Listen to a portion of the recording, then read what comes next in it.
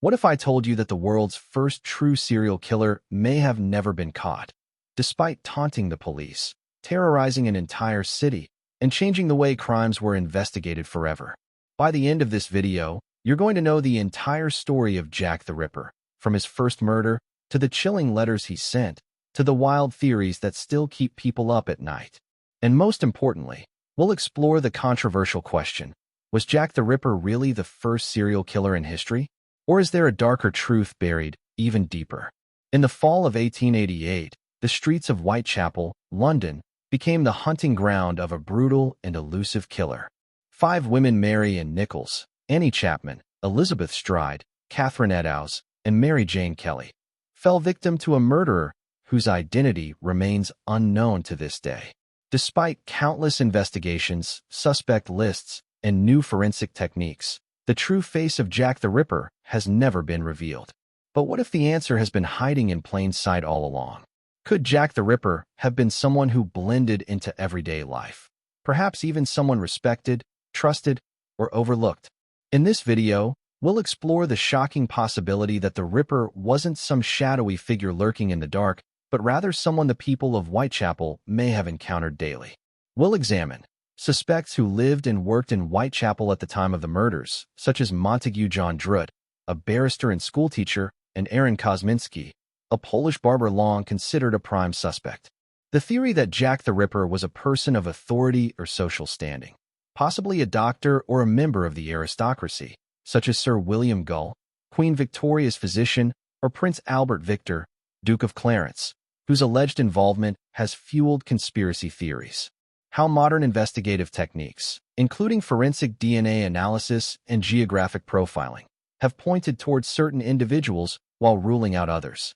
Historical records and overlooked evidence, such as the infamous Dear Boss letter, the cryptic From Hell letter, and crime scene clues that might reveal a shocking truth.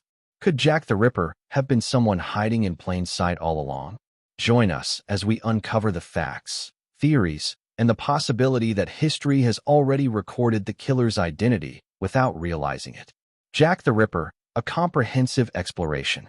Jack the Ripper remains one of the most infamous figures in criminal history, known for a series of brutal murders that took place in the Whitechapel district of London during the late summer and autumn of 1888. This exploration delves into the historical context, the victims, the investigation, theories about the killer's identity, and the cultural impact that continues to resonate today. Historical context: Victorian London. The Victorian era. The Victorian era, named after Queen Victoria, who reigned from 1837 to 1901, was a time of great change and contradiction in Britain. The Industrial Revolution had transformed the economy, leading to rapid urbanization as people flocked to cities for work. While many became wealthy, a large portion of the population lived in dire poverty. Whitechapel, a microcosm of society. Whitechapel was emblematic of the socio-economic struggles of the time. Overcrowding. The area was densely populated, with many families crammed into small, unsanitary lodgings. Housing conditions were appalling, leading to a high prevalence of disease, poverty, and crime. The economic instability of the working class resulted in high crime rates.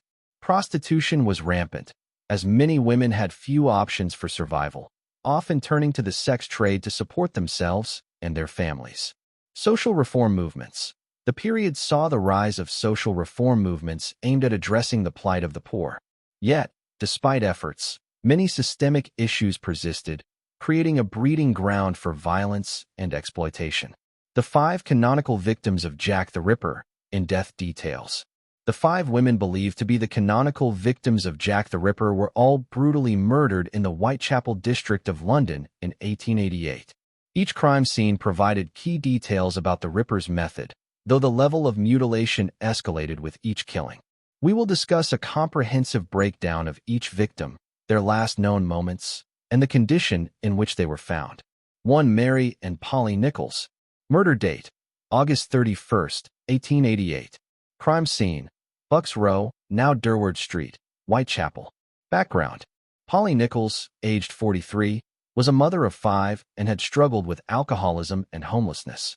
She had separated from her husband years earlier and was known to frequent lodging houses. On the night of her murder, she was seen intoxicated and was reportedly turned away from her lodging house due to lack of funds. She remarked, "I'll soon get my DOS money. See what a jolly bonnet I've got now." Discovery and condition of the body.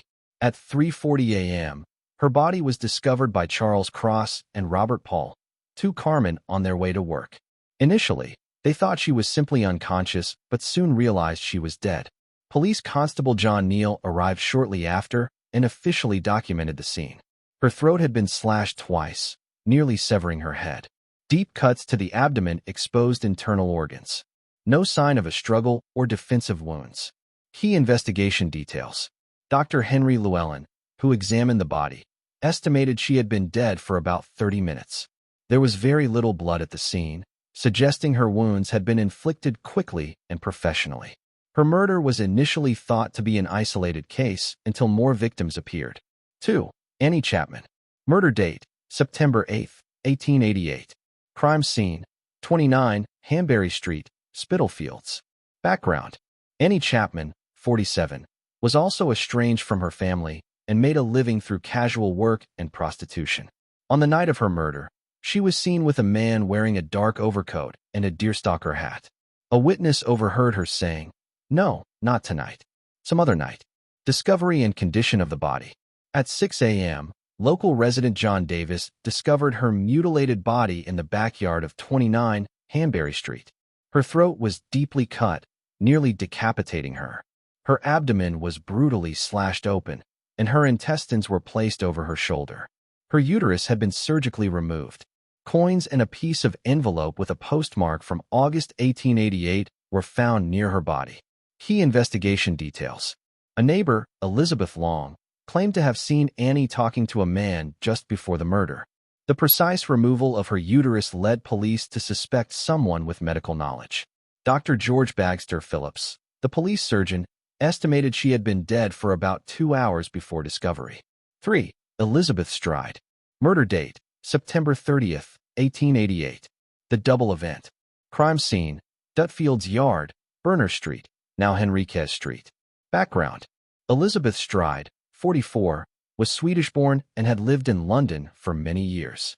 Unlike the other victims, she had no known history of heavy drinking and was reportedly a cleaner and seamstress in addition to occasional sex work. Discovery and condition of the body. At 1 a.m., her body was found by Louis Deemschutz, a club steward who was returning to the yard with his horse and cart. A single deep cut to her throat was the only visible wound. No further mutilation, leading police to believe the killer was interrupted. Key investigation details. A man named Israel Schwartz reported seeing Elizabeth being attacked by a man around 12:45 a.m., who possibly yelled Lipski, a common anti-Semitic slur at the time. This was the first murder in what became known as the double event, as another victim, Catherine Eddowes, was killed less than an HR later. For Catherine Eddowes, 30, 1888, the double event. Crime scene, Mitre Square, City of London. Background. Catherine Eddowes, 46, was known for her intelligence and poetry but had fallen on hard times. On the night of her murder, she was arrested for public drunkenness and released at 1 a.m. She joked with officers, saying, "I'll get a damn fine hiding when I get home." Discovery and condition of the body. Her body was discovered by Constable Edward Watkins at 1:45 a.m., barely an hour after she had been released from police custody. Her throat was deeply cut. Her abdomen was sliced open, with intestines pulled out and placed on her shoulder. Her face was mutilated, including deep cuts to her cheeks and eyelids. Part of her kidney and her uterus were removed. Key investigation details. A bloody piece of her apron was found in Golston Street, near a cryptic message written in chalk. "The Jews are the men that will not be blamed for nothing." This message was erased by Police Commissioner Sir Charles Warren, fearing it would incite anti-Semitic violence. A letter known as the From Hell letter was later sent to authorities, allegedly containing part of Eddowes' kidney. 5. Mary Jane Kelly. Murder date, November 9, 1888. Crime scene, 13 Miller's Court, Dorset Street. Background. Mary Jane Kelly, 25, was the youngest and most mysterious of the Ripper's victims.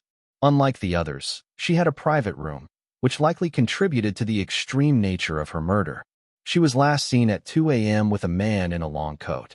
Discovery and condition of the body.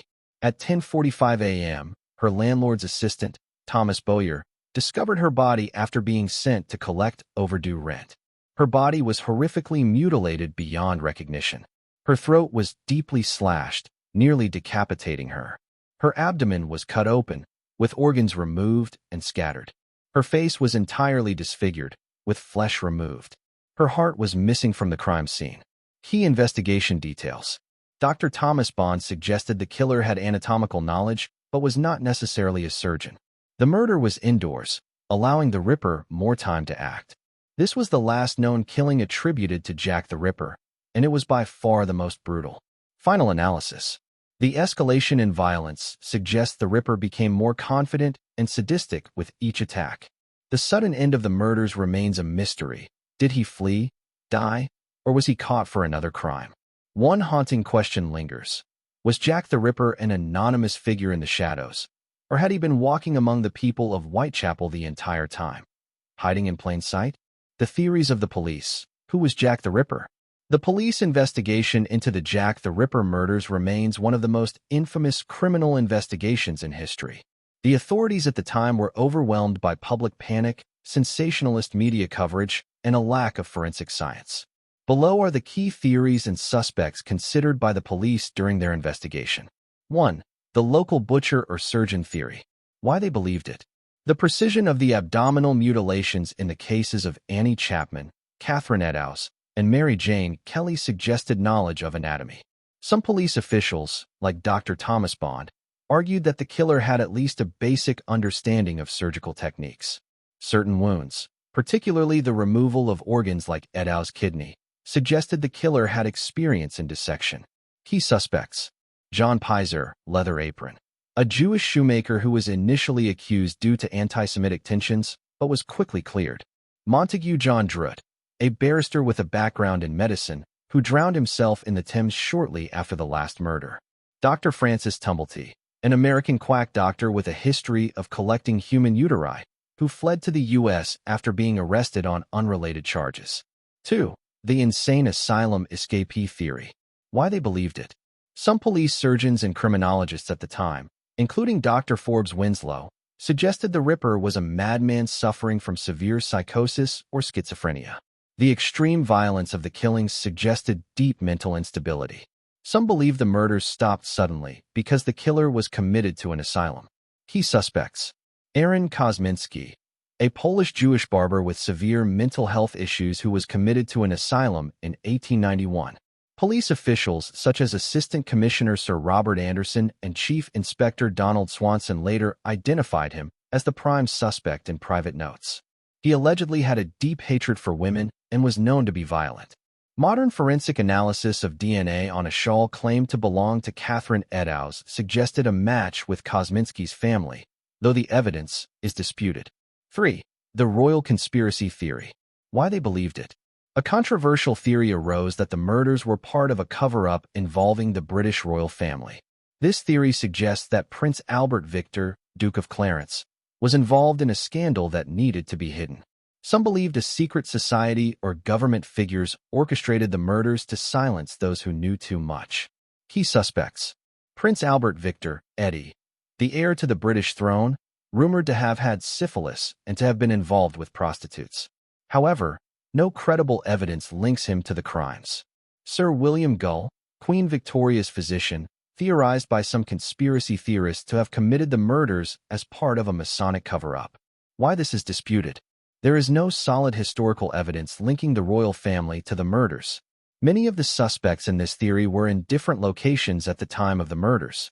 4. The Jack the Ripper was a woman theory, Jill the Ripper. Why they believed it. Some officers considered the possibility that the Ripper was a midwife or nurse, as they could have easily walked around Whitechapel with blood-stained clothes without suspicion. The ability to remove organs with precision could suggest experience in midwifery or medical procedures. Key suspects. Mary Piercy, a convicted female murderer who killed a woman in a brutal manner in 1890. Some suggested she had the knowledge and physical capability to commit the Ripper murders. Why this is disputed. The eyewitness reports generally described a male suspect. The physical strength required for some of the mutilations suggests a man was more likely responsible. 5. The police cover-up theory. Why they believed it. Some researchers argue that the police intentionally suppressed evidence to avoid public hysteria or protect a high-profile suspect. The erasure of the Golston Street graffito, which may have contained a message from the Ripper, by Sir Charles Warren, was seen as suspicious. The lack of any major arrests led to speculation that the killer had influential connections. Key figures involved. Sir Charles Warren, Commissioner of the Metropolitan Police, who faced criticism for his handling of the case. He resigned shortly after the murders. Inspector Frederick Aberline, one of the lead investigators who believed that George Chapman, a serial poisoner, could have been the Ripper. 6. The Jack the Ripper stopped killing or changed locations theory. Why they believed it. The murders abruptly stopped after Mary Jane Kelly's death on November 9, 1888. Some theorized that the Ripper either died, was imprisoned for another crime, or moved to another country. Key ideas. Some suggest that serial killer H.H. Holmes, active in the U.S., may have been the Ripper and continued his killings in America. Others believe that the murderer may have been arrested for unrelated offenses or committed to an asylum. Final thoughts on the investigation. Despite intense police efforts, Jack the Ripper was never caught. The lack of modern forensic science at the time made it difficult to build a strong case. Theories about his identity continue to evolve with new research, but the true identity of Jack the Ripper remains one of history's greatest mysteries. The investigation, a case of ineptitude and frustration.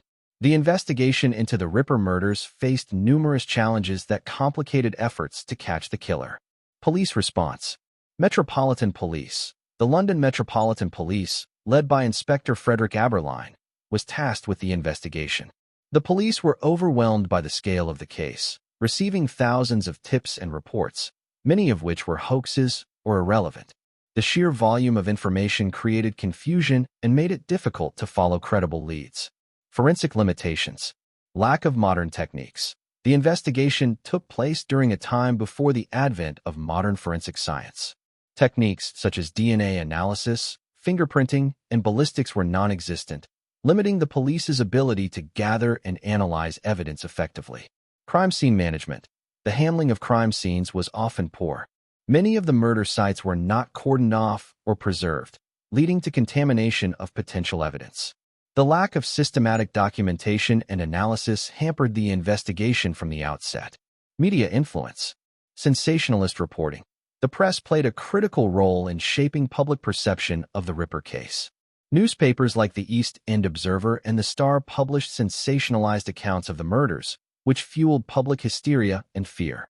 Letters from the Ripper. The killer's notoriety grew with the publication of letters purportedly from him, including the infamous "Dear Boss" letter, which introduced the name Jack the Ripper. These letters were often criticized as hoaxes, yet they captivated the public's imagination and added to the mythos surrounding the killer. Theories and suspects. Who was Jack the Ripper? The enduring mystery of Jack the Ripper's identity has led to numerous theories and suspects, each with varying degrees of credibility. 1. Montague John Druitt. Background. Druitt was a barrister and teacher who was suspected after his death in December 1888. His family believed he was the Ripper due to his mental instability. Evidence. Druitt's suicide shortly after the last of the murders raised suspicions. However, there is little concrete evidence linking him to the crimes, leading many to dismiss him as a suspect. 2. Aaron Kosminski. Background. A Polish immigrant and resident of Whitechapel, Kosminski had a documented history of mental illness and violent behavior, making him a suspect in the eyes of some investigators. Evidence. He was known to frequent areas where the murders occurred, and some believe he was seen near the crime scenes. However, definitive evidence linking him to the murders remains elusive. 3. George Chapman, Severin Klasowski. Background. A Polish immigrant and convicted murderer, Chapman was suspected because of his history of violence against women and his occupation as a barber, which could have given him knowledge of anatomy. Evidence. While he was known to have killed several of his wives using poison, there is little evidence to suggest he was involved in the Ripper murders. 4. Prince Albert Victor. Background.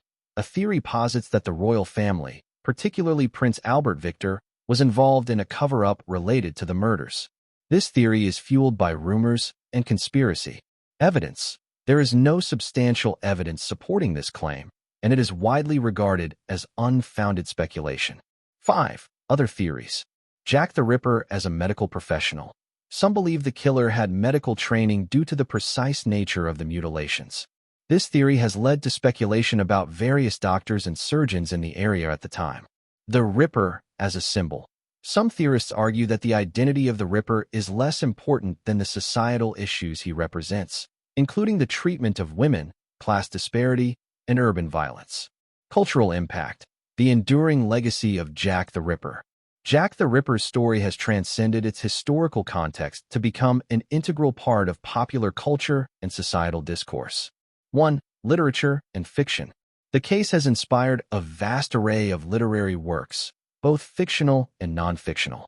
Writers have used the Ripper's story as a vehicle to explore deeper themes of violence, gender, and societal decay. Notable works include The Ripper by various authors, which combines fact with fiction to provide a narrative on the events.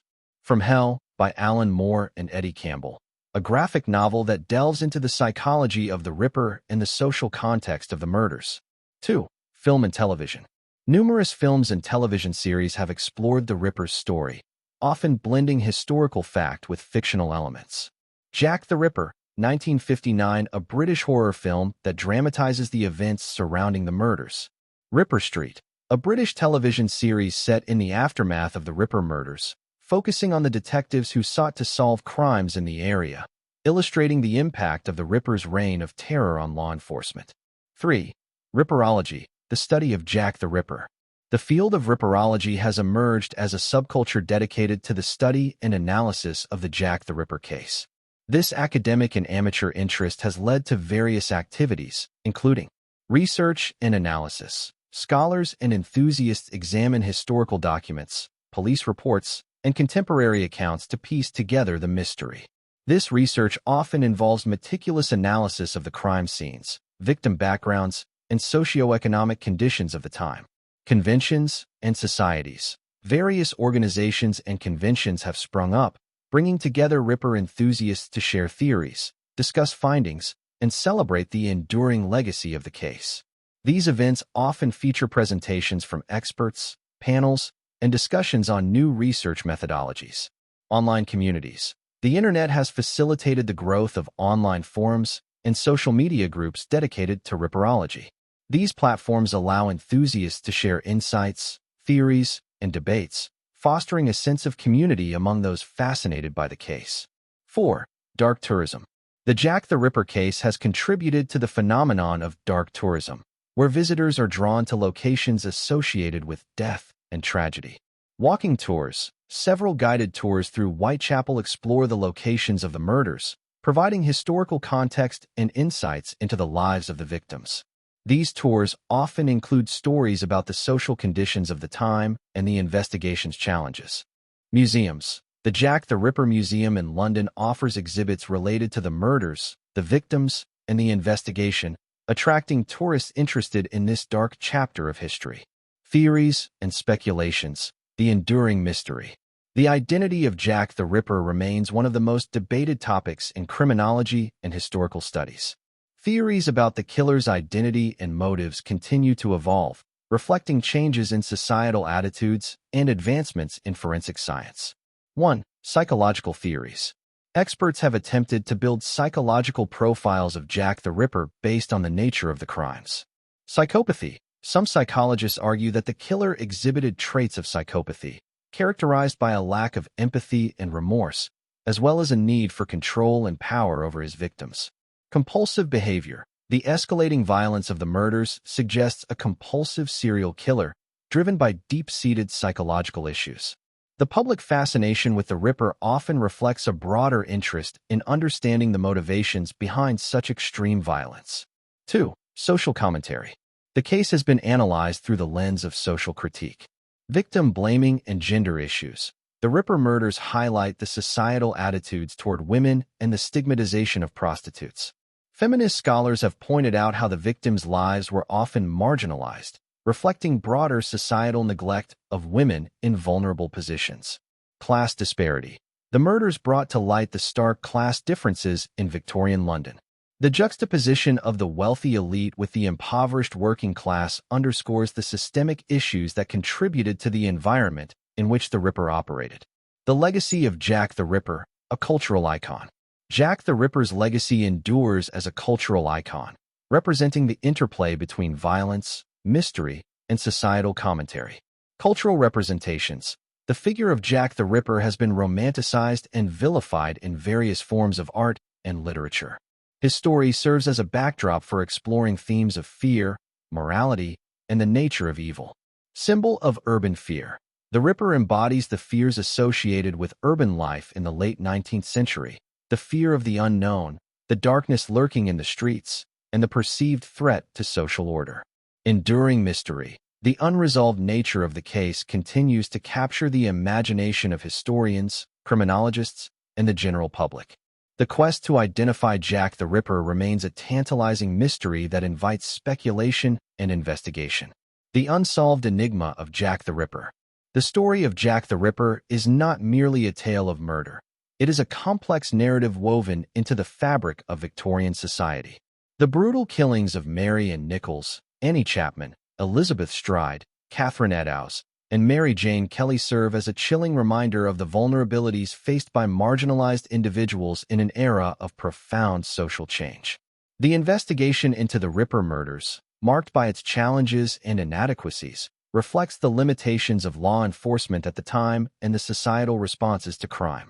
Theories about the identity of the killer continue to evolve, fueled by advances in forensic science and changing societal attitudes. Ultimately, Jack the Ripper remains an enduring symbol of fear, mystery, and the darker aspects of human nature. The fascination surrounding the case ensures that it will continue to be a subject of interest, reflection, and analysis for years to come. Further exploration. Topics for in-depth study. For those interested in delving deeper into the Jack the Ripper case and its implications, several areas offer rich avenues for further exploration. 1. Advances in forensic science. The evolution of forensic science has dramatically changed how criminal investigations are conducted. A study of the methods available in the late 19th century compared to modern techniques can provide insights into how the Ripper case might have been approached today. DNA analysis. Recent attempts to extract DNA from preserved evidence related to the Ripper murders have sparked discussions about the potential for solving cold cases. Understanding how DNA profiling works could illuminate the possibilities and limitations of forensic science in historical cases. Crime scene investigation. Examining how crime scene management has evolved and the importance of preserving evidence can shed light on the challenges faced by investigators in 1888. 2. The role of women in Victorian society. The lives of the Ripper's victims can be contextualized within the broader framework of women's rights and societal expectations during the Victorian era. Prostitution and survival. Analyzing the socioeconomic conditions that drove women into prostitution can provide a deeper understanding of their vulnerabilities and the societal forces at play. Feminist perspectives. Exploring feminist critiques of the Ripper case can highlight how the narrative surrounding the victims has changed over time, reflecting current attitudes toward gender and violence. 3. Urbanization and crime. The Ripper murders occurred in a rapidly urbanizing environment, which has implications for understanding crime in modern cities. Social disparities. Investigating how urbanization contributes to crime and social issues can draw parallels between the conditions of Victorian London and contemporary urban centers. Policing in urban areas. A study of the evolution of policing in urban settings can provide insights into how law enforcement has adapted to changing social dynamics. 4. Media influence on public perception. The role of the media in shaping the narrative surrounding the Ripper case is a fascinating area of study. Sensationalism. Analyzing how sensationalist journalism influenced public perception of crime can offer insights into the media's ongoing role in crime reporting today. The creation of myths.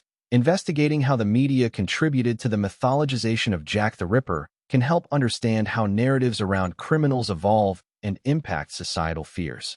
5. The psychology of serial killers. Studying the psychological profiles of serial killers in general, and Jack the Ripper in particular, can provide insights into the motivations behind such heinous acts. Motivations and patterns. Researching the psychological motivations that drive serial killers can illuminate the complexities of the human psyche and the factors that contribute to violent behavior. Profiling techniques. Analyzing the development of criminal profiling and how it has been applied to serial killers can provide context for understanding the challenges faced by investigators in the Ripper case. The complexity of the Jack the Ripper case. Jack the Ripper's story is not just a historical account of a series of murders. It is a complex interplay of social, cultural, and psychological factors that continue to resonate in contemporary discussions about crime, gender, and societal responsibility. The case serves as a poignant reminder of the vulnerabilities faced by marginalized communities and the systemic issues that allow violence to flourish. As society continues to grapple with themes of violence, gender inequality, and urban crime, the legacy of Jack the Ripper endures, inviting ongoing inquiry and reflection, whether through the lens of forensic science, cultural studies, or social critique. The story of Jack the Ripper remains a multifaceted narrative that challenges us to confront the darkest aspects of human nature and the societal structures that shape our lives. Final thoughts. The mystery of Jack the Ripper is emblematic of humanity's enduring fascination with the macabre and the unknown. As new theories emerge and old ones are revisited, the case continues to captivate scholars, enthusiasts, and the general public alike. The figure of Jack the Ripper, shrouded in mystery and horror, serves as a symbol of both the complexities of human behavior and the societal challenges that persist in the modern world. By studying this case, we not only seek to understand the past, but also strive to create a future that addresses the underlying issues that give rise to such tragedies. After exploring the suspects, the evidence, and the possibility that Jack the Ripper was never a faceless figure in the shadows, but someone blending into everyday life, we are left with an unsettling realization. The killer may have walked among the people of Whitechapel without ever being truly suspected. The reality of Whitechapel in 1888. To understand how Jack the Ripper might have hidden in plain sight, we must consider the historical backdrop. In 1888, Whitechapel was one of the poorest and most overcrowded districts in London. The streets were teeming with laborers, immigrants, prostitutes, and criminals, all struggling to survive in a city that largely ignored their plight. The lack of street lighting, the maze-like alleyways, and the general distrust between the working class and law enforcement created an environment where a serial killer could operate undetected. The police, overwhelmed by crime and social unrest, often dismissed Whitechapel's residents as unimportant, making it easier for someone to disappear into the crowd. If the Ripper had a legitimate reason to be on the streets, perhaps as a doctor, a butcher, a tradesman, or even a policeman, he could have passed through the crime scenes without arousing suspicion. The role of the police and possible cover UPS. One of the most debated aspects of the case is whether the Metropolitan Police or Scotland Yard knowingly or unknowingly overlooked the true identity of the Ripper. Failure of early forensics. In 1888, forensic science was in its infancy. Fingerprinting had not yet been introduced in Britain, and blood type identification was decades away. The police relied on witness testimonies and physical clues, but given the chaotic nature of Whitechapel, this often led to unreliable information. Misdirection and media influence. The infamous "Dear Boss" letter, signed Jack the Ripper, was sent to the Central News Agency on September 25, 1888. Many historians now believe it was a hoax written by journalists to sensationalize the story. However, this letter played a key role in shaping public perception of the killer, turning him into a shadowy, anonymous figure rather than a man who might have been seen by multiple witnesses. The Golston Street Graffito. After the murder of Catherine Eddowes, police found a piece of her bloodied apron in Golston Street, near a chalk message on a wall that read, "The Jews are the men that will not be blamed for nothing." Some believe this message was left by the killer, while others argue it was already there and unrelated. The decision by Police Commissioner Sir Charles Warren to erase the message before it could be photographed has led to speculation that authorities were attempting to suppress evidence that could have implicated someone high profile. Were the suspects protected? Some theorists suggest that if the Ripper were a man of wealth or status, the police may have deliberately avoided pursuing him. The suspect list includes figures like Sir William Gull, Queen Victoria's physician, and Prince Albert Victor, the Duke of Clarence. While many of these theories stem from conspiracy-driven sources, the fact remains that some known suspects, such as Dr. Francis Tumblety, a quack doctor and misogynist, were allowed to leave the country without consequence. The psychological profile of the Ripper. Modern criminal profiling suggests that serial killers often operate in areas they know well. The precision of the Ripper's killings suggests either anatomical knowledge or the ability to act quickly and confidently in dark, unpatrolled streets. Some experts believe the Ripper may have been someone accustomed to working with knives, perhaps a butcher, a medical student, or even an undertaker.